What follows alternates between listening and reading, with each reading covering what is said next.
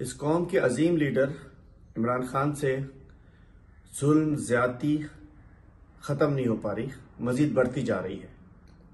आज भी वकला को मिलने नहीं दिया और जब उनकी अहलिया बीबी साहिबा वहां गई, उन्होंने खान साहब ने, चेयरमैन तहरीक इंसाफ, हमारे मुल्क के अजीम लीडर इमरान खान ने बताया कि उनको कैद तन्हाई में रखा गया है, जो कि जुर्म है।